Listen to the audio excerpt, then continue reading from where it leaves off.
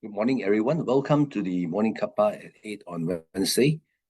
And I'm here to present the Midweek Futures Traders Technical Brief. And we are on week 4, April 2026.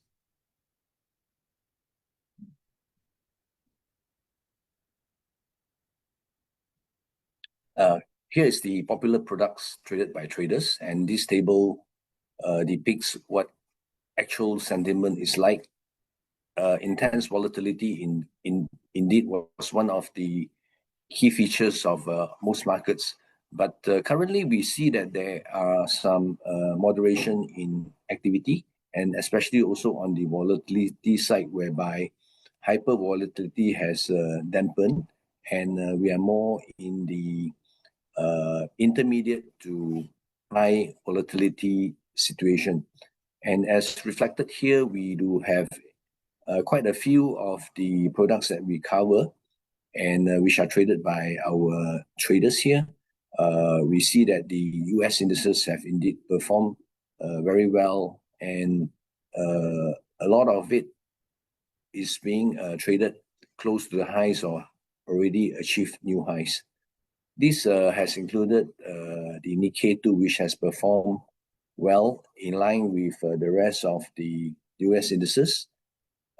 For our KLCI, we also have seen some positive activity, but we are still lagging in terms of momentum and also in terms of catching up with the rest of the regional markets, including Hong Kong, China, and Japan, of course.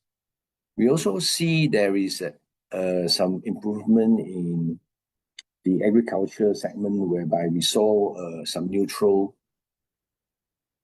setup turning into positive, and we are looking at corn, soybean oil, and soybean. So later on, we'll look into what is driving the prices in soybean, so that we know that we are looking at a situation whereby the positive side may not exactly be the true picture of what is happening underlying. We also have seen metals performing well the previous week, but it has now gone back into neutral. Surprisingly, the crude oil prices have now gone into negative after trading positive for at least for 2 weeks, and natural gas remains to be neutral. Here we have FCPO as a gauge of what is happening. It's been tracking crude oil quite a bit, but there is actually a reduce in correlation as compared to the past 3 weeks. Now we are more in line and more neutral in terms of crude oil. As seen here, the US indices does reflect what is also happening in prices.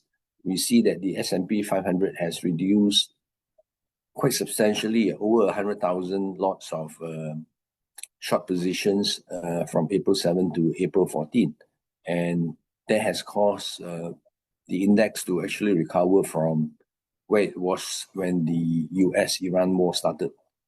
And for Nasdaq-wise, we also saw there has been an increase in positions, especially on the long side. And when we look at the micro side, there has actually been an incremental of over 35,000 lots, indicating that maybe the smaller players are turning a bit more bullish on the US indices, and the risk-on strategy is currently in place. So the first product that we are covering here is going to be gold, and we look at the big table, what is actually happening. Most of the so-called positions that we see here is actually incremental on the short side of things, which means that maybe the risk-on strategy is making gold less favorable in terms of portfolio adjustments. So for here, we look at how gold prices are looking, And basically, the gold prices are struggling is because investors are still monitoring the potential US-Iran negotiations amidst the escalating tensions. Meanwhile, the US economic data, which has saw retail numbers improve, also further reduce safe haven demand on gold. So we can see the chart depicting more like a range-bound situation, and the volatility, as I mentioned, is more to intermediate to high. And for our market guide, we focus on gold. Currently, the profile is positive, and also the short-term setup is also positive. Current price of gold is at 4,733, and we have a reference price at 4,810. And assuming that the reference price is met, we got a potential profit of above 4,880, which will give us a value of USD 700. And if things goes wrong, we do have a potential loss price of below 4,740, which will also give us equivalent of a loss of USD 700 US dollar. Moving to agriculture, corn and soybean especially, we have seen a reduction of short positions, and also bean oil, which we have been tracking quite closely, also saw a reduction of about 5,000 lots of short positions between April 7 to April 14. And for the product that we're going to cover here is going to be soybean. This is the July contract. As seen in the chart, there seems to be a small little breakout on soybean, but let's maybe put things into perspective, because what we have seen this current movement is mainly due to the potential delay in planting due to rain in the Midwest region in the US. But however, on a longer term horizon, US farms are planning to grow less corn and more soybean this year. So in the face of rising energy and also fertilizer costs. So therefore, with the incremental plan to plant more soybeans, there could be potential pressure on soybean prices. We may not see a massive downtrend, but maybe the volatility will increase in the form of the band between the prices from the low side to the higher end of the market. So for this, we do have a profile that is a positive for soybean. The contract we are looking at is the July 2026 contract, and the current setup for this is negative, and the price currently is 1190. Reference price of 1180 is the level we are looking at for downside potential, which will give us a profit of about below the 1167 level, giving us a value of 650 US dollar. And there is also a risk management strategy which will protect us above the 1189 level, and that is a potential loss of USD 450 US dollar. Moving to this slide, I want to congratulate all our winners during the Busan Malaysia Retail Sales Force Awards of 2025. We had 5 winners, and 2 of them are from futures, and these are the main contributors and also hardworking dealers that we have in RHB. So congratulations to all winners. And also we have a campaign that is currently running, and you have a good chance to win a Tesla Model Y if you trade with RHB. And every trade that you do with RHB, you will be entitled to earn entries for the to potential to win a Tesla Y. And also we have got other supplementary prizes like the iPhone 17. So to participate in trading, and also especially in RHB, so that you can have a potential to win a Tesla Y when you trade with us. Thank you so much. That's all from me. I'll pass on to the next speaker. Thank you.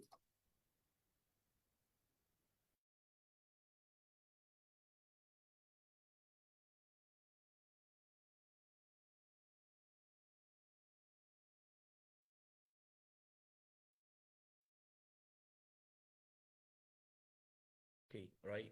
Morning, everyone. Welcome back to Morning Kappa at 8, and thank you, Vincent, for the midweek's futures update. So we yesterday night, right? Trump mentioned that he's going to extend the ceasefire with Iran until the negotiations are concluded. But over here, he didn't give a timeline on when it's going to conclude. He mentioned that the Iran government right now are fractured. So you give them more time. Meanwhile, I think two things are quite important. Number one, the IRGC mentioned they'll keep the Hormuz closed until US lift their blockade. But meanwhile, Trump says that the US will not lift the Hormuz blockade until the deal has been confirmed. Now, which means right now, both Iran and US is actually a standstill right now, and we don't understand that last Saturday, right, the US has seized the tanker with the Iran flag, and yesterday, US also, according to Bloomberg, they have actually seized another ship that's supposed to be a African nation's flag, right, and so all these showings that the Hormuz Straits right now are still being closed, and very, very minimal tankers could leave these Hormuz Straits, right? I think that based on what we see, right, despite the war has been actually de-escalate right now. Market have been on a very risk onward recently that we have seen on the US and the Hong Kong as well. So looking at the Hong Kong market, right, we do see that the banking stocks have lead the pack. They have been moving upwards very strongly. Last week we have mentioned about the Bank of China, and this week we'll be looking at the Constructions China Bank (CCB).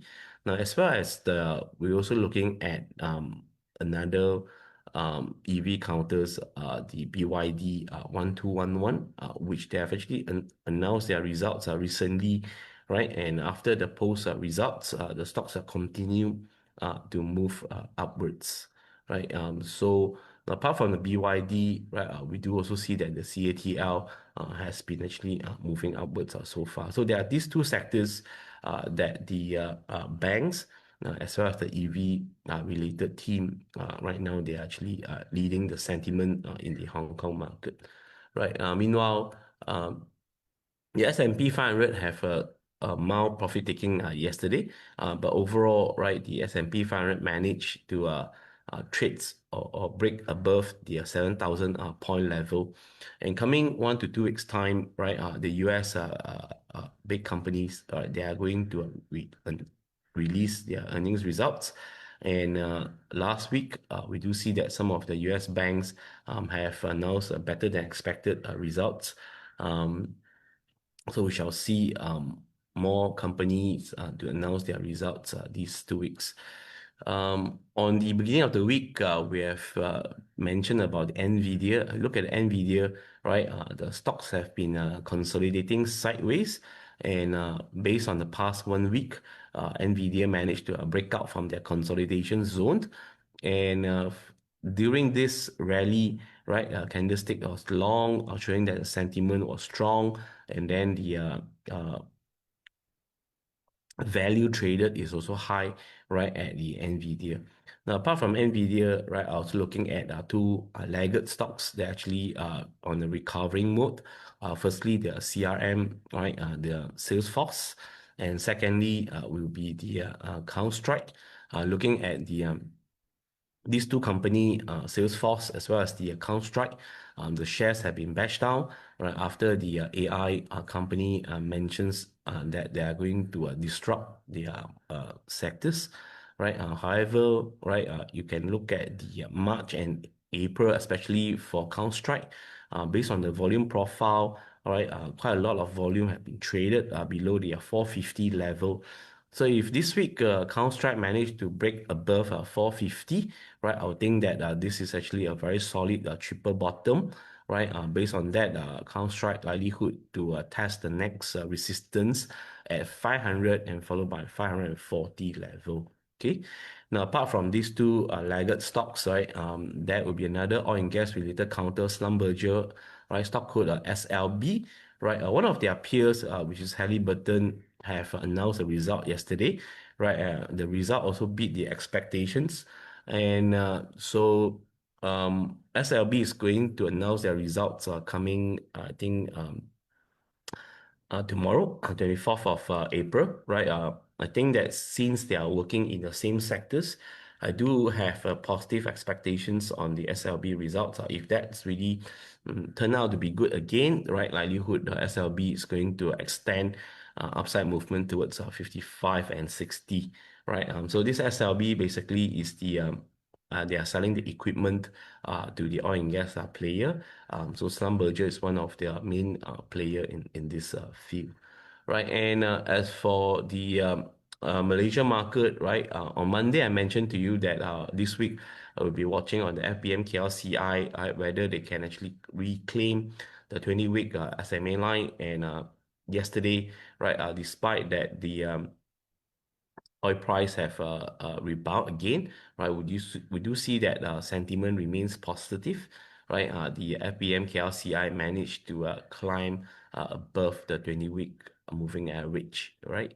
And so far, right, we still keep a bearish bias on the FKLI, but we have revised our stop loss point from 1760 to 1720.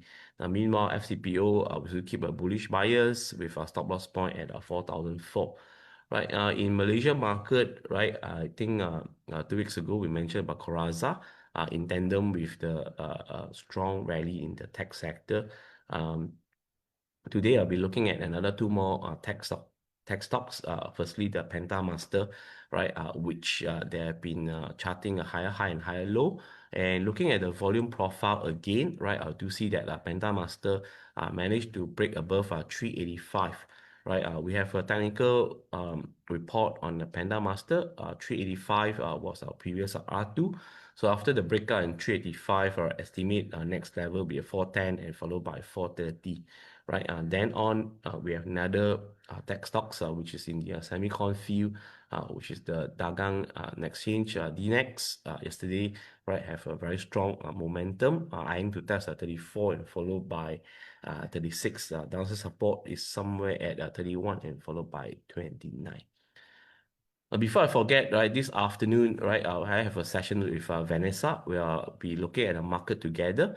Right, this event is going to be live on the Facebook, and I think this is actually an interesting moment where the market right now is looking for another fresh lead on the upside, or whether they will pull back from here. So let's join these sessions and we look at the stocks together. So it will be today at 1 to 2 p.m. and broadcast to the Facebook Live. As for the trading stocks report this morning by Aiman, firstly, the Hong Leong Financial have break past 1920. Right after the breakout, next R1 will be 2020 and followed by 2090. Downside support is 1850. Secondly, we have Rand Hill Utilities, which break past at 1 ringgit and 86 cents on the back of high volume. Right, riding on this momentum, Rand Hill will be testing at 1 ringgit 97 and followed by 2 ringgit 8 cents. Downside support is 1 ringgit and 75. So we have two breakout stock this morning. Firstly, the Hong Leong Financial, HLFG, and followed by Rand Hill, breakout stock as well. Okay, and I'll stop here and pass on to the next presenter, Wei Siang.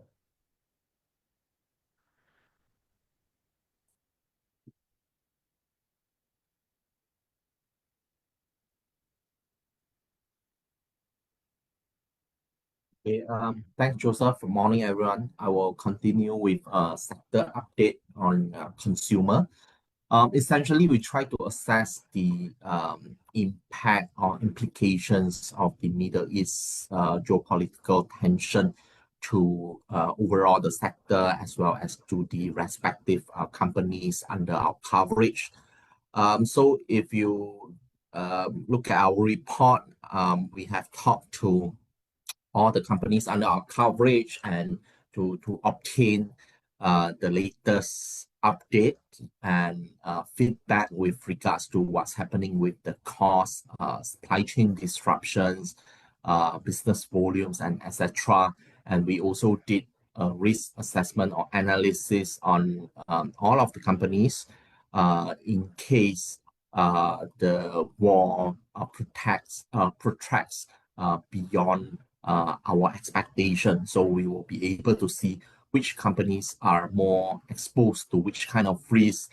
And we also talk about their pricing power to arrive at the overall earnings risk for each of the companies. So essentially, I think in a nutshell, notwithstanding the energy crisis and uncertainties from the Middle East conflict, the sector should continue to maintain a high degree of resiliency thanks to the domestic-centric earnings base and supportive government subsidy. The accommodative fiscal policy via cash handouts and subsidies should anchor consumer spending and contain inflationary pressures. We highlight the conflict's implications to the sector will include inflationary pressures, i.e. the spillover effects from higher energy and transportation costs, supply chain disruption, whether there's any shortages of raw materials or key inputs to any of the companies. And thirdly, this is also a significant impact to consumer spending, whether that will dampen given the concerns on job income outlook and the rise in living costs. I think so far cost increases have set in for most of the companies, but not at an alarming manner yet, while the supply chain disruptions occurred or happen so far are largely isolated, not really widespread across the sector. Consumer sentiment could turn more subdued, leading to a cautious spending pattern, and down trading may be more significant going forward. But we believe the continuation of petrol subsidy commitment should limit the downside. Considering the risk of inflationary pressures and soft consumer sentiment, we will prefer companies with stable demand, i.e. necessities or staple-oriented product mix, low earnings risk exposure from cost escalations or supply chain disruptions, as well as players with strong margin buffer or pricing power. We continue to like Nestle for its staple product offerings, and we look forward to the potential margin recovery on favorable input costs and forex. We like Farm Fresh for the stable demand for its products, supported by strong brand equity, and we highlight the multiple growth levers that the company has to sustain earnings growth over longer term. This will include the ice cream capacity expansion and the new overseas market penetration. Mr. DIY will have a strong margin buffer thanks to the favorable forex and the rising scale of operations. The high dividend payout will continue at least into 2026. That will translate to dividend yield of about 5%. And lastly, EcoShop, they also have quite a strong margin buffer given the price increase implemented last year. And the SSSG concern should subside starting next quarter, which is the new SSSG base. To recap, they raised the prices sometime last year, so same-store sales growth started to deteriorate during the fourth quarter of last year. And of course, we believe the dollar store industry remains quite fairly underpenetrated. So all in, we maintain our overweight stance on the sector. topics include Nestle, Farm Fresh, Mr. DIY, and Eco Shop. Let me stop here and pass on to Queenie. Thank you. Okay, thank you, Siang. Okay, let me just share my screen first.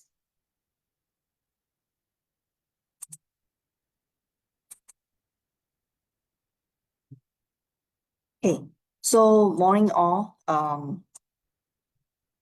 Today we have a trading idea report on Cropmate Berhad.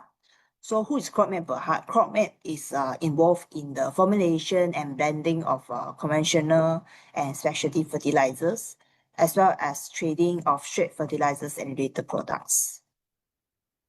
Okay, so you can see that 57% of its 56.5% of its revenue come from conventional fertilizers, and then 9.4% of revenue come from specialty fertilizers, and then 34% come from trading segment. Okay. Then among all these, specialty fertilizers offer the highest profit margin, then followed by conventional fertilizer, then last one, trading segment.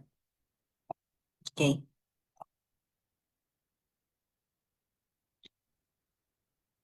Okay, so the investment merit is clearly the fertilizer prices, where you can see urea prices have hit almost 5-year record high. So fertilizer prices have risen sharply, with urea prices have up 89%, and with spot prices increases from $450 per ton to over 800 per ton. So after disruption to trade flows at the Strait of Hormuz, now we have another problem, which is global fertilizer shortages have been exacerbated by export restrictions from key producers, namely China and Russia, which collectively account for 38% of world urea supply. So Russia banned their export until yesterday, and China will be banning until August. So this is tightening the global supply of fertilizer and keeping prices elevated. Prices of ammonia, sulfur, and phosphates have also surged, compounded by tight natural gas supply. So this supply shock mirrors the Russia-Ukraine war, supporting higher ASPs for Cropmate's fertilizer products in 2026, with its latest record high inventory of 33 million, positioned to benefit from this windfall gain, at least until June. But from our last update, which is 2 months ago, they still have another 6 to 8 months of inventory. And back in the Russian-Ukraine war, where they had the record high earnings and revenue, they managed to get supply back then. Okay. Okay, so in a scenario where Strait of Hormuz gradually reopens within this year, where we expect at least latest by maybe mid of this year, we project Cropmate's blended ASP to rise 9% year-on-year to 1.55 ringgit per kg, before normalizing with a decline of 6.4% year-on-year in 2027 and 3.1% year-on-year in 2028. So for information, even during the Ukraine-Russian war, where the group has a very high ASP back then, it did normalize in the subsequent year, but it will never back to pre-war prices because of inflation, higher insurance costs, higher freight costs. Yeah. Okay. So our assumption is for 2028 is back to war price. Okay. But it will less likely happen. Okay. So the The group completed automation of its feeding system and R&D laboratory in December 2025, enhancing production efficiency and quality control. So in 2026, we expect its high margin conventional and specialty fertilizer sales volume to grow 10% year-on-year. Okay. Supported by elevated inventory levels and rebound in durian-related demand. The group is also commercializing coated fertilizers in 2026, which is a product designed to enhance nutrient efficiency, reduce leaching losses, and support ESG compliance. We think this product innovation is well-timed amid tight inorganic fertilizer supply, as coated solutions lower application intensity of inorganic fertilizers while sustaining yields. Okay. So you may ask, can their earnings sustain beyond 2026 when the fertilizers might normalize? So the answer is most probably, because there's this timely geographical expansion that could sustain their earnings sustainability beyond 2026. So despite the normalization of ASP in 2027 and beyond, we expect earnings sustainability from higher volume growth, supported by its timely capacity expansion. Cropmate's geographical expansion comes on stream in first half 2027 with the commencement of its new manufacturing facility in Bintulu, positioning the group to better serve the under-penetrated East Malaysia's plantation demand, which has the same market size as that of West Malaysia and reduce logistic costs. Okay. So you might want to read out my earnings forecast here. So we project it to deliver a 3-year earnings CAGR of 16%, driven by sharp uplift in ASP, particularly this year, and incremental volume contribution from its upcoming East Malaysia plant. Okay. So there is some assumption here about my ASP and volume. Okay, you might want to read out on that. And another thing that you might need to know is the dividends. This company have a dividend policy of 30% payout ratio. So with that gives you a very attractive view of 3.7 to 4.7% for FY26 to FY28. Okay. But we do not limit the possibility of paying more. Okay. In view of better cash flow and balance sheet this year. Okay. So of course, there are some key risks to our forecast, our earnings forecast here, which include lower than expected ASP, supply chain disruption, slowdown in plantation demand, and a delay in the commencement of its Bintulu plant operations. Okay. Okay. So we ascribe a P of 12 times, which is -2 standard deviation of the Bursa Industrial Index mean on FY27 F earnings. Then we derive a fair value of 34 cents. Okay. So the variation is quite conservative as and is also in line with their listing trailing P, as well as their international peers average.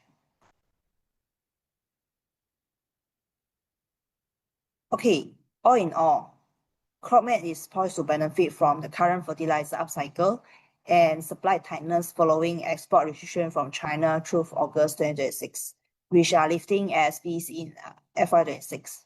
While fertilizer prices should normalize, its earnings remain sustainable on sales volume growth from geographical expansion and product innovation. Its 6-month low-cost inventory will widen margins, supported by cost pass-through and higher ASP-driven revenue growth. Coupled with strong profit growth, its FY27 FPE of 7 times and 4.3% yield appear undemanding. So with a fair value of 34 cents, it translates to a return of 71%. Yeah, that's all from me. And thank you everyone for dialing in to today's morning kapa session. Hope to see you guys again tomorrow. Thank you.